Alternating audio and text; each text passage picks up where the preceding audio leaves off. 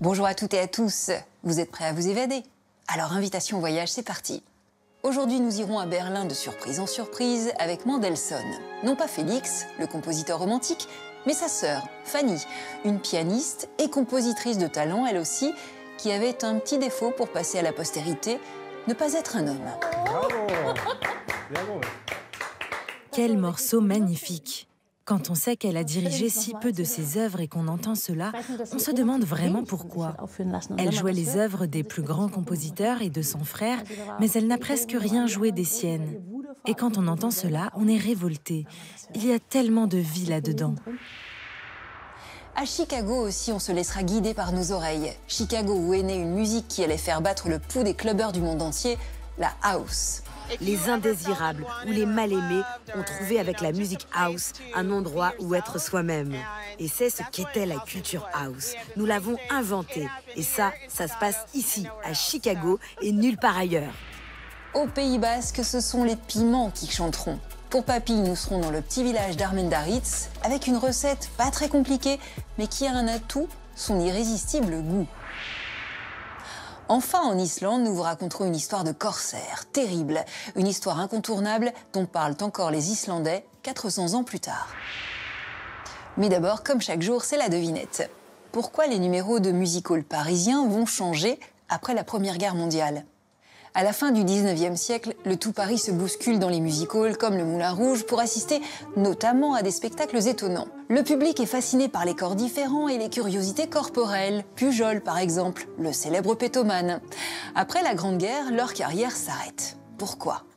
Je vous laisse réfléchir. En attendant, je peux vous dire que la carrière de notre guide, elle, a été sacrément freinée pour une raison d'une bêtise crasse, puisque notre guide était une femme. Fanny Mendelssohn, c'est avec elle qu'on part à Berlin pour l'inspiration.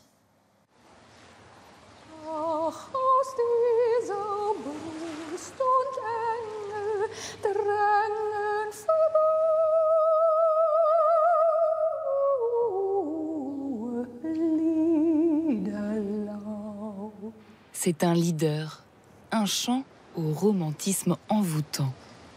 L'auteur de ces paroles, Goethe, est connu de tous. Le compositeur, en revanche, est cantonné dans l'ombre, car c'est une compositrice, Fanny Mendelssohn.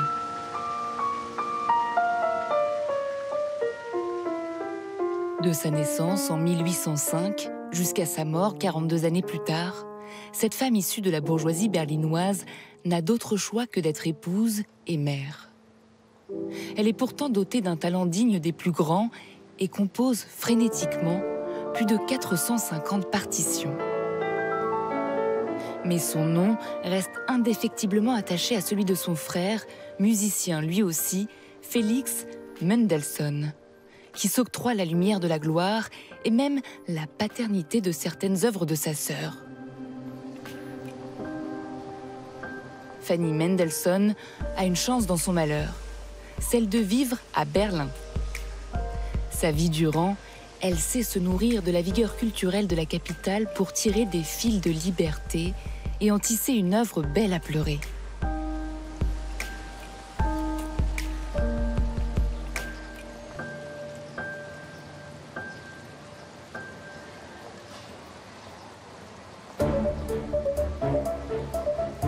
Les liens de Fanny Mendelssohn avec la musique se forment d'abord dans un Berlin bucolique aux portes orientales de la ville. On a peine à imaginer aujourd'hui, en plein quartier de Kreuzberg, qu'en ces années 1810, une ancienne métairie se dresse ici, au bord de la Spree. La toute jeune Fanny y vient s'initier à la musique auprès de sa mère, elle-même pianiste de talent. Tout autour, c'était la nature, la campagne. Et la maison elle-même était comme une ferme entourée d'un beau jardin, de tonnelles, d'allées de châtaigniers et de platanes. Comme Fanny l'a écrit plus tard, ce n'était pas seulement un paradis de nature pour elle ici, mais aussi un paradis de culture.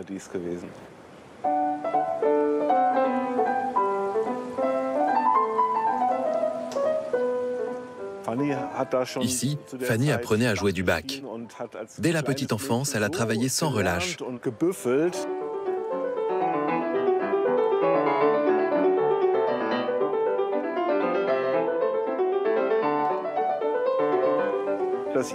à tel point que sa tante craignait qu'elle ne soit dressée, torturée à force d'en jouer. Cette musique s'est en quelque sorte introduite dans sa chair et dans son sang. Bach était une icône dans cette maison. La musique et la culture se déploient alors partout dans ce Berlin où les Mendelssohn habitent depuis 1811, notamment près de la Potsdamer Platz. La capitale prussienne sort alors tout juste de l'occupation napoléonienne qui a provoqué une profonde misère, mais aussi l'émergence d'idées nouvelles, favorables à l'essor d'une famille de la bourgeoisie intellectuelle juive, comme les Mendelssohn. Aujourd'hui, quand on est sur la Leipziger Platz, on entend et on sent vibrer le métro. Autrefois, il n'y avait rien d'autre qu'un bel espace vert ici. Mais c'était Berlin tout entier qui vibrait. Quand Fanny est arrivée ici avec sa famille en 1811, c'était une époque de grands changements politiques et culturels. L'année suivante, les Juifs de Prusse ont obtenu pour la première fois le droit de cité. Et d'un point de vue culturel, Berlin devenait un haut lieu du romantisme artistique dans lequel Fanny allait pouvoir plonger à son tour. Le père, Abraham Mendelssohn, un banquier fortuné, a acquis une maison au Leipziger Straße 3.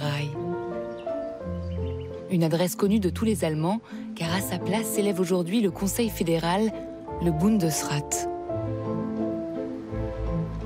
Derrière la demeure bourgeoise, un vaste jardin abrite à l'époque un pavillon de musique où le tout Berlin vient se presser pour assister à des concerts. On ne peut pas imaginer un endroit plus romantique que celui-ci. Ce qu'on sait peu, c'est que Fanny a composé ici la plupart de ses centaines d'œuvres et qu'elle a pu en faire jouer ici une petite partie. Cette salle de concert est devenue son espace de création en tant que compositrice, mais aussi comme maîtresse de maison.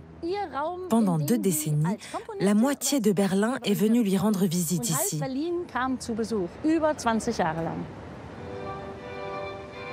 Ce lieu où la musique est reine n'existe plus. Mais dans la Knaubauer Haus, à quelques rues de là, l'esprit de l'époque semble encore flotter dans les pièces de réception.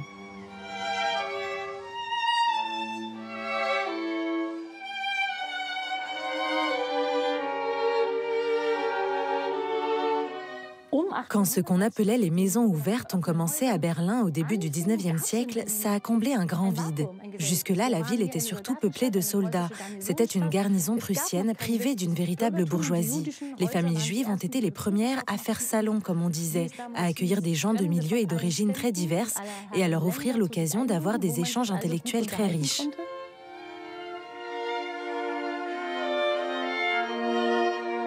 Les idées d'avant-garde fusent alors. Les nouvelles créations aussi.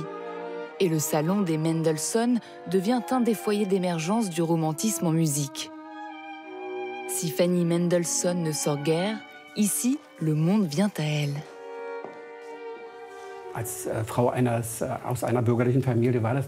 Une femme du milieu bourgeois n'était pas censée se montrer à l'extérieur. Il lui fallait juste savoir jouer du piano à peu près convenablement et savoir animer les réunions de famille ou entre amis. C'était tout ce qu'on lui demandait.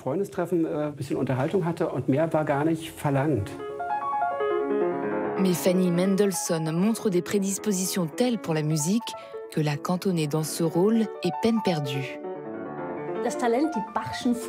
Son talent, sa virtuosité, la manière magistrale avec laquelle elle jouait les fugues de Bach ont été détectés très tôt par son père.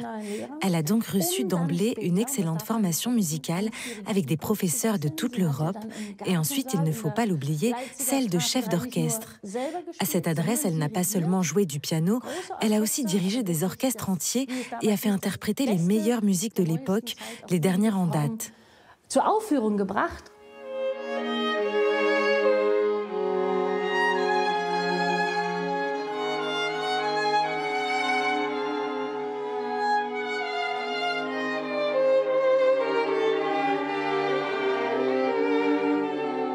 Une telle frénésie musicale la pousse à interpréter, mais aussi à composer, même si elle n'a pas le droit de publier.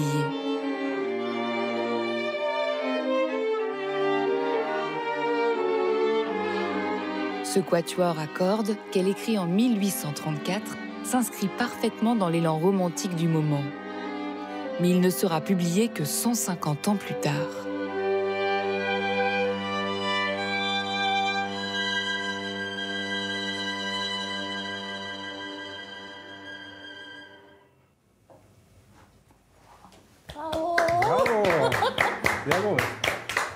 Quel morceau magnifique!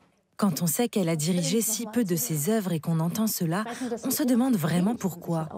Elle jouait les œuvres des plus grands compositeurs et de son frère, mais elle n'a presque rien joué des siennes. Et quand on entend cela, on est révolté. Il y a tellement de vie là-dedans. Elle devait les conserver comme des bijoux, ses propres compositions. C'est ce que lui recommandait son père, n'est-ce pas?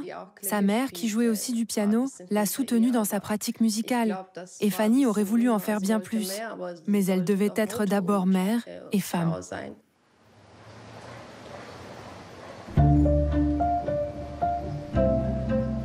Il faut 20 minutes à peine de promenade sous les arbres de l'avenue Unter den Linden pour gagner l'actuel théâtre Gorki, qui abrite alors l'Académie du chant, un des temples de la culture berlinoise du moment. Sa vie durant, Fanny Mendelssohn y fréquente les cours de chant et assiste à des concerts, tout comme son frère Félix. Mais tandis que lui trouve ici un tremplin pour sa carrière, elle reste cantonnée à son statut féminin. On y trouve une plaque commémorative qui mentionne le frère de Fanny, mais pas Fanny elle-même, malheureusement. Cette plaque fait cependant comprendre tout ce que la famille Mendelssohn devait à cet endroit. Cette école de chant comptait le plus grand chœur mixte de Berlin. Et Fanny, comme Félix, sont venus l'écouter et y recevoir la meilleure éducation musicale. Elle est toujours restée dans l'ombre de son frère, même si elle l'a beaucoup encouragé. Ils avaient une relation étroite l'un avec l'autre, et je ne pense pas qu'il y ait eu la moindre jalousie. Elle l'a soutenu de tout son cœur. Goethe a également écrit un texte pour elle, parce qu'elle s'était plainte auprès de son frère et d'un ami commun qu'il n'y avait pas assez de beaux textes qui lui parlaient, qu'elle aimerait mettre en musique. Il lui a donc écrit ce texte où l'on perçoit son désir de manifester son talent, de pouvoir s'exprimer.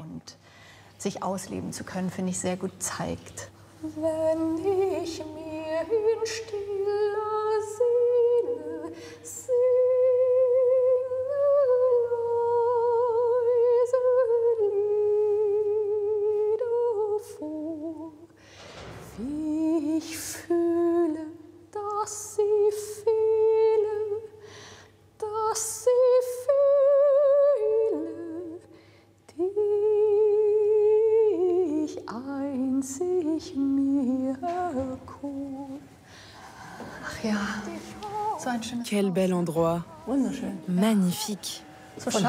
C'est dommage qu'elle n'ait pas pu montrer plus de son art, de sa musique ici à l'époque. Oui, quel plaisir de pouvoir l'entendre enfin ici à travers ce chant.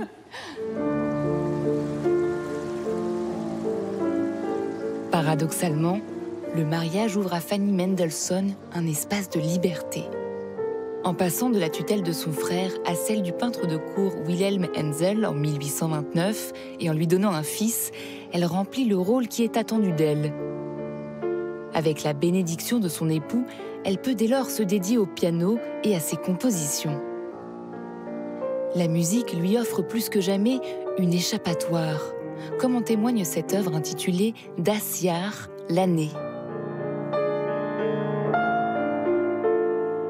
Joué aujourd'hui au sein de la Mendelssohn Remise, qui abritait autrefois une banque de la famille, ce cycle de morceaux qui égrènent les mois de l'année lui ouvre à l'infini l'espace et le temps.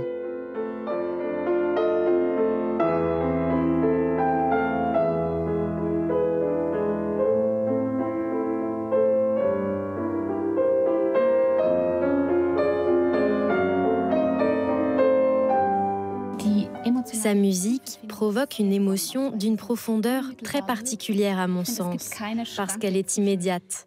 Il n'y a pas de barrière entre l'écoute et le ressenti. Cela se fait immédiatement. Elle nous touche directement. Fanny, de son vivant, est restée méconnue comme compositrice et a fini par tomber dans l'oubli. Elle a été redécouverte et mise en lumière à partir des années 1980, grâce à des musiciennes enthousiastes.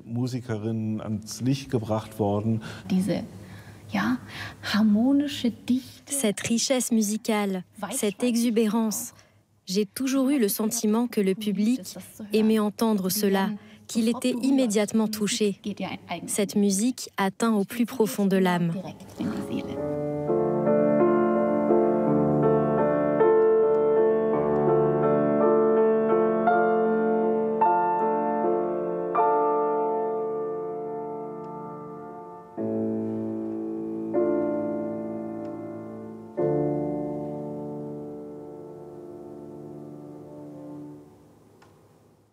Elle aussi a évolué dans un monde d'hommes avant de tomber dans l'oubli. Claire-Nor Stines a fait le tour du monde en voiture. C'est le clin d'œil de Thomas Chauvineau. Est-ce que vous vous êtes déjà posé la question de ce que vous mettriez dans vos bagages si vous partiez faire le tour du monde en voiture? Claire-Nor Stines, elle a opté pour 3 robes de soirée et 128 œufs durs en cas de petit creux. Claire-Nor Stines est la première personne à avoir fait le tour du monde en voiture, à une époque où des voitures, il y en a peu, et des femmes pour les conduire, encore moins. Nous sommes dans les années 1920. Claire-Nor Stines est la fille d'un riche industriel allemand, et sa passion, c'est la bagnole. Elle s'est déjà illustrée en gagnant de nombreuses courses, mais elle veut faire ce qui n'a pas encore été fait, le tour du monde. Un monde dans lequel les routes sont loin d'exister partout. Elle part de Francfort le 25 mai 1927 à bord de son Adler Standard 6. Cette voiture, elle va la garder toute sa vie. Elle voyage en compagnie d'un caméraman, Karl Axel Söderström. Avec eux, également 2 mécaniciens, mais ils ne vont pas rester longtemps. Quand elle prend la décision de rouler sur le lac Baïkal gelé, les 2 mécanos préfèrent dire non merci. Elle se retrouve seule avec son caméraman. Leur tour du monde va finalement durer plus de 2 ans. Le désert de Gobi, poursuivi par des bandits, le mont Fuji, qu'on gravit, le bateau pour traverser le Pacifique, la cordillère des Andes où il faut parfois utiliser la dynamite pour se frayer un passage, les États-Unis où on est accueilli par Henry Ford, l'inventeur de la première voiture en grande série. À leur retour à Berlin, ils sont acclamés. 47 000 km, 2 ans de voyage, ça crée des liens. Karl Axel Söderström, qui était marié, divorce et épouse Claire-Nor Stines. Ils se marièrent donc et eurent beaucoup d'enfants. Et puis leur histoire a fini par tomber dans l'oubli. Claire-Nor Stines a même laissé entendre que si son exploit avait fini dans les oubliettes de l'histoire, c'est en partie parce qu'elle était une femme. Elle meurt en Suède le 7 décembre 1990. Elle avait 89 ans. Certains d'entre vous l'arbораient peut-être sur leur sac US ou sur leur t-shirt au début des années 90. Ce smiley, c'était en fait l'emblème d'un courant musical qui venait de naître, l'acid house. Eh bien, nous, on a décidé de vous emmener là où cette musique a commencé à émettre des pulsations, à Chicago. C'est l'héritage.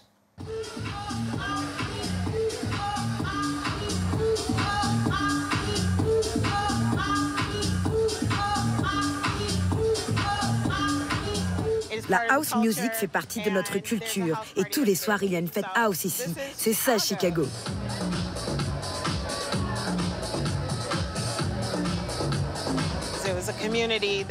C'est une communauté qui s'est développée avec le besoin de trouver sa propre place. Les Noirs, les Latinos, les Métis, les Queers voulaient un lieu où vivre un moment de paix, de joie, de connexion.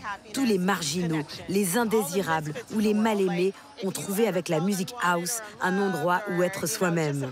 Et c'est ce qu'était la culture house. Nous l'avons inventée. Et ça se passe ici, à Chicago et nulle part ailleurs. Les Américains disent de Chicago qu'elle est la ville américaine par excellence, le pouls du pays, la cité des vrais gens. Symbole d'un passé industriel conquérant et d'une globalisation triomphante, Chicago se raconte en musique. Il y a eu le jazz et le blues, amenés au début du siècle dernier par les Afro-Américains fuyant le sud raciste du pays et en quête de travail et d'émancipation. Puis la soul, le rock et le hip-hop. Au tournant des années 80, c'est un nouveau genre musical qui éclot sur les rives du lac Michigan, dans les entrepôts malfamés des banlieues noires et industrielles. Une pulsation bricole maison. Une musique électronique underground, minoritaire et identitaire, devenue en quelques années un phénomène culturel mondial.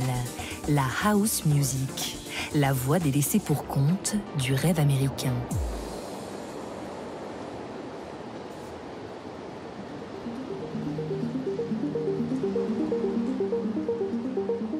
Ward Miller et Max Chavez travaillent pour Preservation Chicago. Depuis leur bureau du Loop, le quartier des affaires, ils se battent pour préserver le patrimoine architectural d'une ville en renouveau permanent. En 2023, c'est un immeuble en apparence quelconque qui attire leur attention, le 206 South Jefferson Street, situé dans le West Loop, l'ancien marché à viande de la ville. Voici la warehouse, l'entrepôt. C'est là que nous avions l'habitude de traîner après le lycée. On passait la porte juste ici. On entrait dans le bâtiment et il y avait vraiment beaucoup de monde. C'était l'un de ces endroits très compacts. On avait presque l'impression d'être dans une boîte à sardines. Il faisait très chaud et on transpirait, mais le son était incroyable. Il remplaçait les battements de votre propre cœur. Le sol bougeait sous vos pieds. Mais aussi, vous savez, il y avait une petite appréhension quand nous venions ici. C'était un quartier dangereux. On se garait devant, on se précipitait à l'intérieur. Quand on le voit aujourd'hui, on ne peut pas s'imaginer que le West Loop était comme ça. En quelques mois, grâce à une pétition au retentissement mondial, Ward et Max ont sauvé la warehouse de la destruction et l'ont fait entrer au patrimoine de la ville. La mobilisation est à la hauteur de l'enjeu. La consécration du lieu de naissance de la house music à la fin des années 70. C'est l'un de ces joyaux cachés que les gens ne remarquaient même plus. Beaucoup sont passés devant et en le regardant, on ne l'associe pas au mot house music. Ça ne saute pas aux yeux. Le bâtiment a été construit en 1906 et pendant de nombreuses décennies, ce n'était qu'un entrepôt.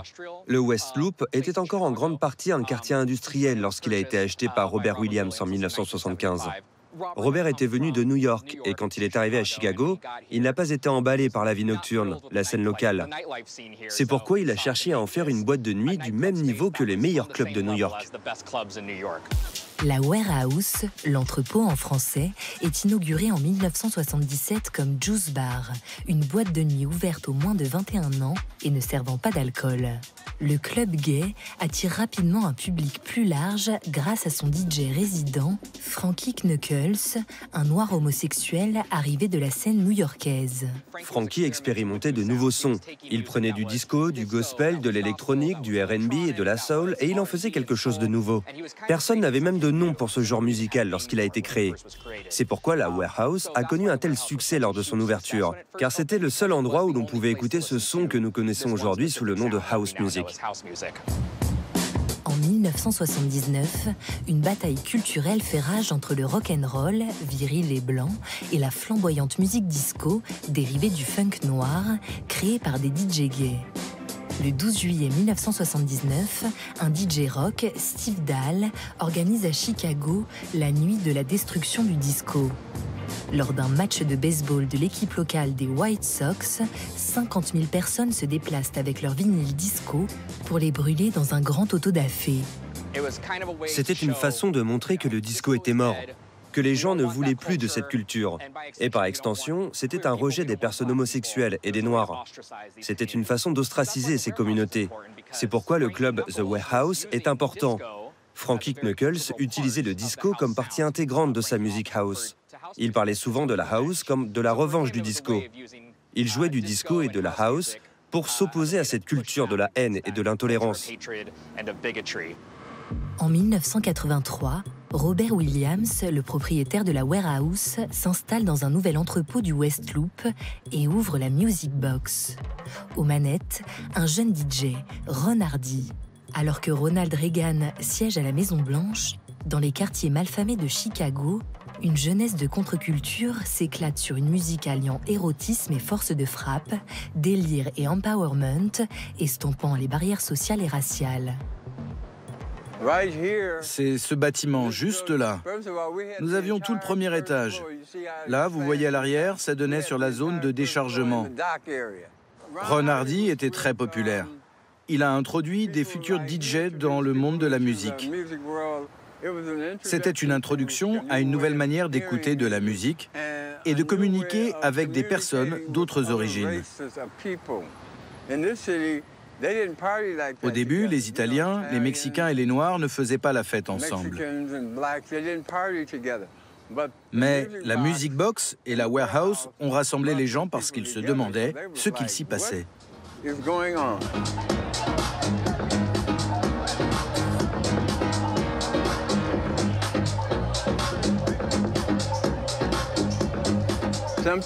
Certaines personnes étaient sous produits psychédéliques peut-être, mais fondamentalement, pour les gosses, c'était comme aller à l'église.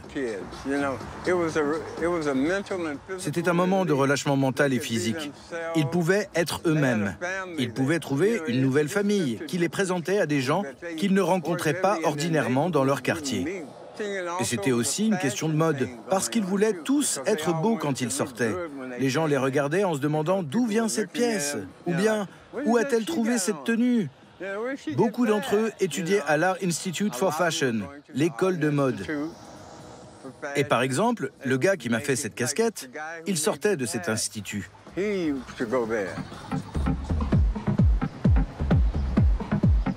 La culture house se développe dans une classe avide de fêtes et d'oubli, la jeunesse de bonnes familles afro-américaines.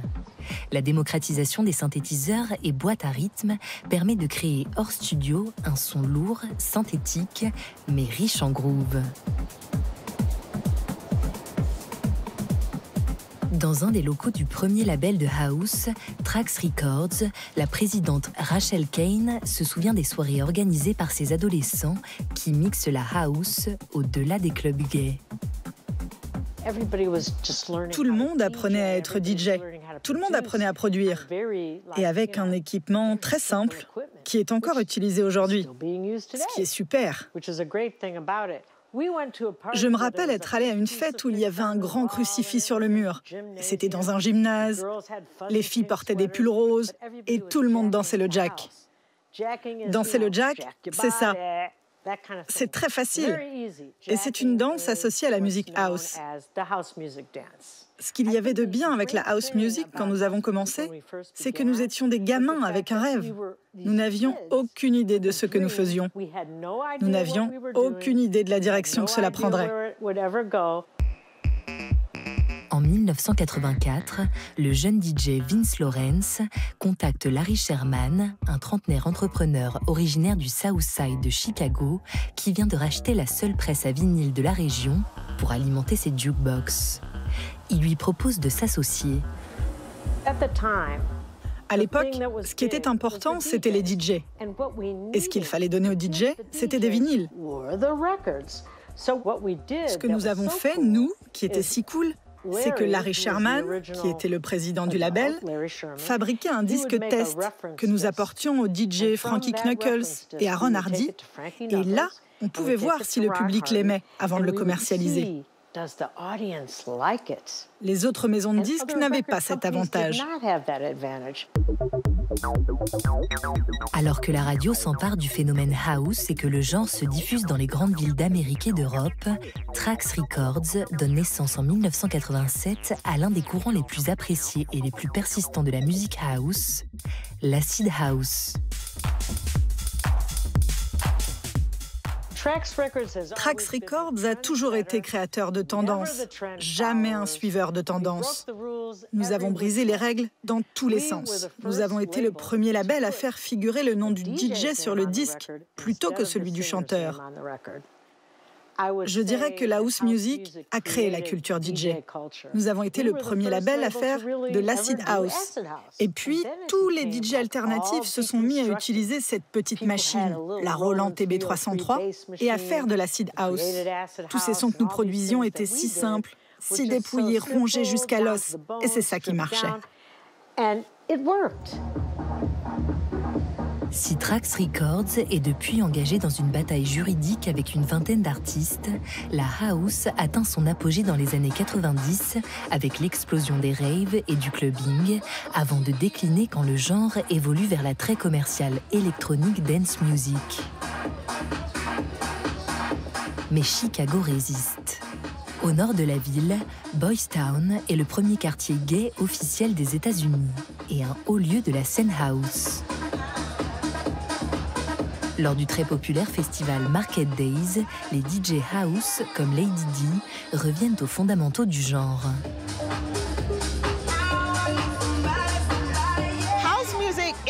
Si l'on devait définir la musique house, je dirais que c'est un peu de tout. Et c'est pour ça que je peux mixer des remixes, des éditions disco. J'y mets un peu d'électronique dance music. Pas trop, hein. Juste un peu, comme j'aime. Et ça me donne l'impression d'être ouverte. Vous voyez? Et c'est ça la house. Être ouvert, être expérimental, explorer et se laisser aller à la liberté. Il n'y a pas de règles, mais il doit y avoir quelque chose comme de l'âme. La musique house, c'est l'âme, c'est un sentiment. Et si ce n'est pas le cas, ce n'est pas de la house. C'est vraiment l'objectif de tout DJ de musique house. Nous voulons que vous vous imprégniez de tout et que vous relâchiez tout, comme si rien d'autre n'avait d'importance. Et c'est ça le cœur de notre métier.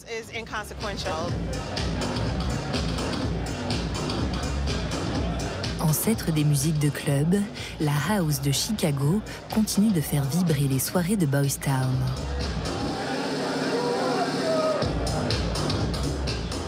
Les nuits queen du Smart Bar, animées par Derrick Carter, les DJ pionniers, comme la nouvelle génération, inspirent des artistes tels que Daft Punk, le DJ Carl Cox, Drake ou Beyoncé, dont le dernier album rend un hommage appuyé à la house de Chicago.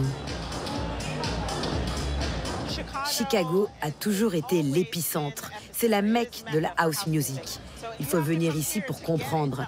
Chicago a donc toujours été à la pointe, innovant, créatif. En ce moment, nous avons une nouvelle vague underground de personnes de couleur, de queers, qui créent des espaces sûrs, des espaces courageux, faisant émerger une toute nouvelle flopée de DJ. Je dirais comme de grands lanceurs de fêtes. C'est toujours d'actualité. Chicago est toujours là.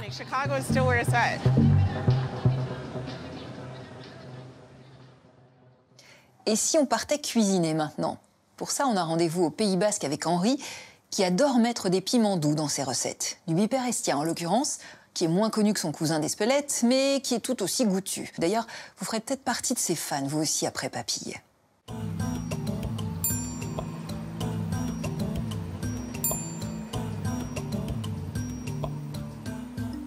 Bonjour Jean-Michel, ça va? Bonjour, tu vas bien? Est-ce que tu aurais du piment et des tomates? De la grosse tomate Mendigoria? La Mendigoria, on va aller voir. On y va? Bah, un petit kilo moitié rouge, moitié vert. Je trouve que ce piment doux du Pays Basque, il est mal connu. Il a un côté très agréable. Il ne faut pas penser quand on voit un piment au côté fort, au piquant. C'est pas du tout ça, c'est quelque chose de très doux. Je trouve que le piment, c'est beaucoup plus élégant que le poivron. J'en reviens pas à la quantité qu'il y a.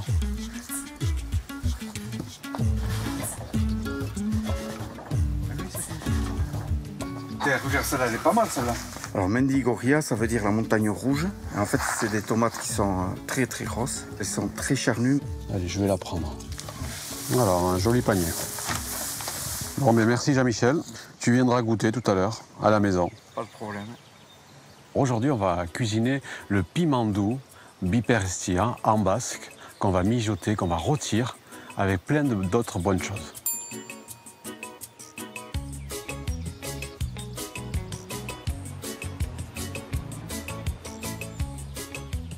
Je m'appelle Henri Amessoy, vous êtes à la maison. On est à Armendaritz, un petit village de 600 habitants environ, au calme et entre les montagnes. J'ai de la chance, j'habite à 100 mètres de chez Jean-Michel, qui est mon maraîcher. C'est comme si j'avais mon jardin chez moi. Alors, première étape, je vais nettoyer mes tomates et couper des grosses tranches pour tapisser un plat en fonte. Et ensuite, je vais les assaisonner de sel, d'huile d'olive et je vais les cuire au four. 180 degrés pendant 20 minutes pour qu'elles compotent tranquillement. Et pendant ce temps, je vais faire rôtir mes petits piments dans de l'huile d'olive.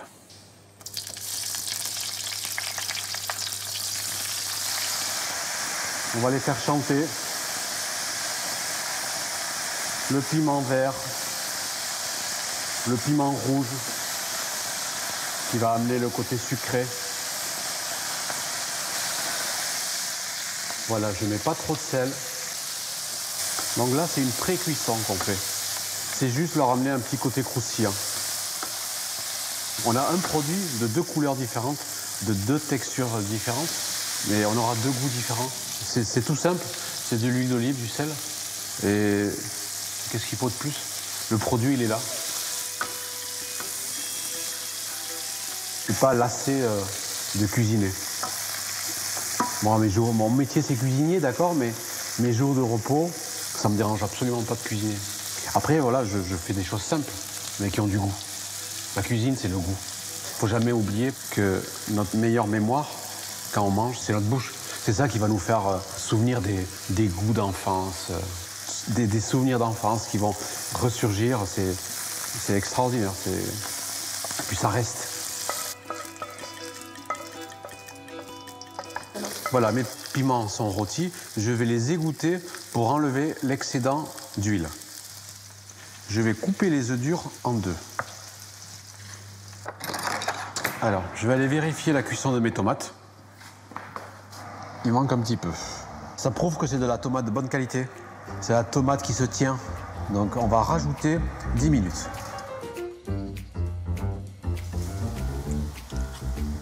Voilà, mes tomates sont cuites. Regardez. Elles ont rejeté un petit jus bien agréable.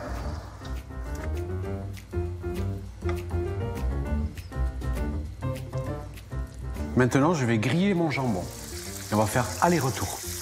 C'est un jambon qu'on a fait, ouais. Avec le voisin, chaque année, on tue un cochon qu'on fait sécher presque 1 an à la maison. Je vais faire griller de l'oignon et de l'ail.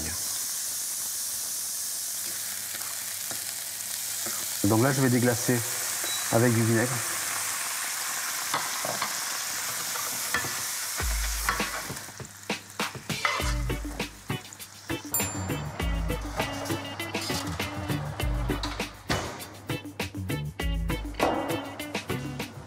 On va pouvoir déguster avec nos invités. Attention, c'est chaud. Voilà le plat.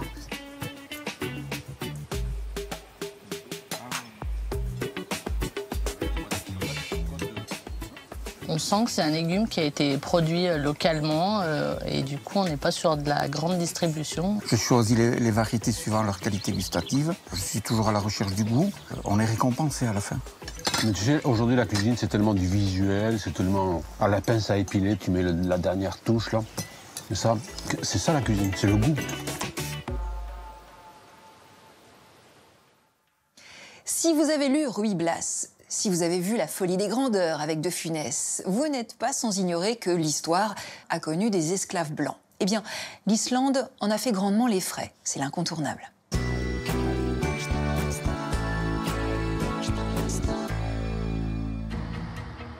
Isolée du reste de l'Europe, du haut de ses falaises, longtemps l'Islande n'avait à affronter que les vents et les tempêtes. Quand le vieux continent, lui, était secoué par d'incessants conflits de territoire. Au XVIIe siècle, la puissante monarchie du Danemark s'enlise dans la guerre de 30 ans, qui voit catholiques et protestants s'affronter. Sa colonie, l'Islande, minée par la pauvreté, se retrouve plus que jamais délaissée. Lorsqu'un raid vient bouleverser la vie de l'île.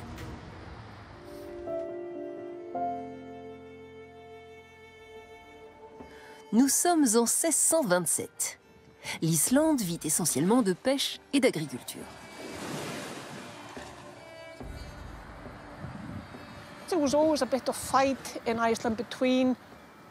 En Islande, il y a toujours eu des conflits entre les habitants, car pendant la colonisation, différents groupes de terribles vikings et de paisibles fermiers norvégiens se sont installés sur l'île. Et ils se battaient souvent pour des terres, Et si quelqu'un était tué, il voulait lui rendre justice. Mais je pense que dans l'ensemble, c'était plutôt pacifique. Un jour d'été, les Islandais aperçoivent au loin des navires portant les couleurs du drapeau danois. Mais lorsque les bateaux approchent, ils réalisent qu'il s'agit en réalité de corsaires ottomans. L'Islande ne possède aucune fortification.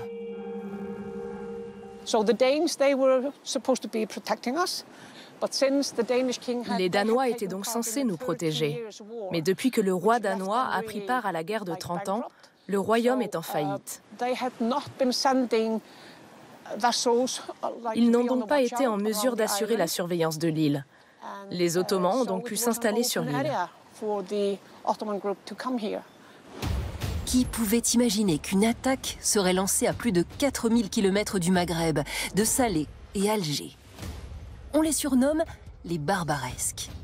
Des pirates réputés pour leur violence et redoutés pour leur commerce d'esclaves. À Grindavik, ils ont enlevé une quinzaine de personnes.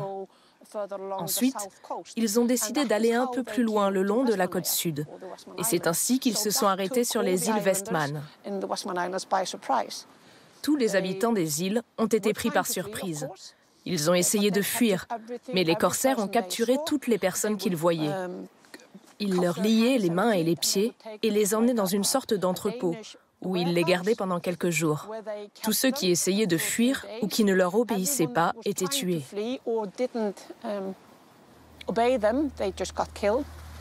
Au total, près de 40 personnes sont tuées et 400 enlevées.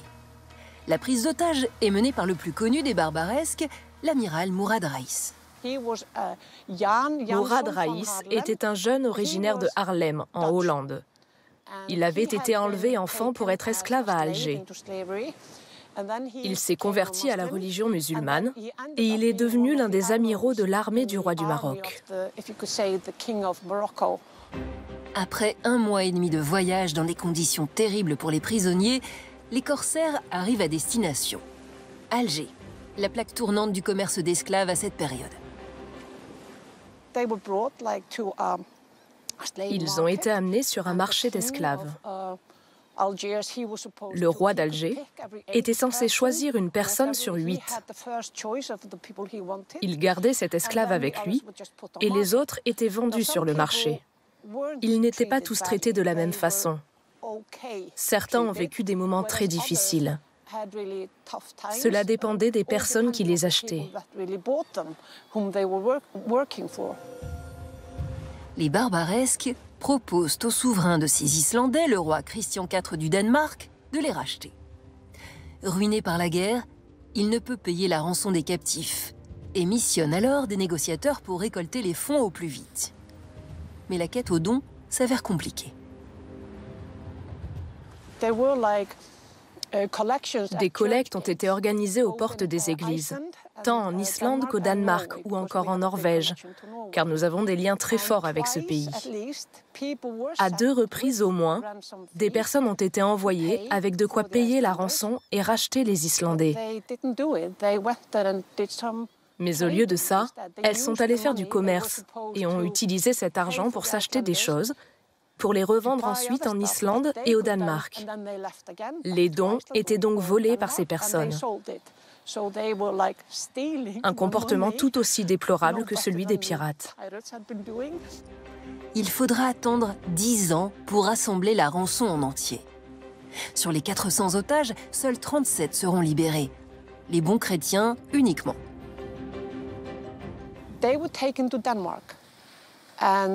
Ils ont été emmenés au Danemark. Et 7 personnes sur les 37 auraient péri sur le chemin entre Alger et le Danemark. Les survivants ont dû, une fois arrivés, reprendre des cours de christianisme. De plus, les autorités voulaient s'assurer qu'ils n'avaient pas oublié la langue islandaise. L'Islande mettra plus de 100 ans à se remettre économiquement de cette tragédie. Sa mémoire en est aussi marquée. Aujourd'hui encore, l'histoire est enseignée et connue de tous les Islandais. C'est bientôt la fin de notre échappée, mais on ne se quitte pas sans la réponse à la devinette. Pourquoi les numéros de music-hall ont-ils changé à Paris avec la Première Guerre mondiale? Eh bien, c'est tout simplement par respect pour les gueules cassées. La Grande Guerre met fin à la belle époque et l'ambiance festive à Paris s'arrête. Bientôt, les soldats mutilés reviennent du front. Une sorte de respect pour la monstruosité des corps s'instaure. Un vent nouveau souffle alors sur les music-halls parisiens, celui des années folles. Chaude et Pespalt.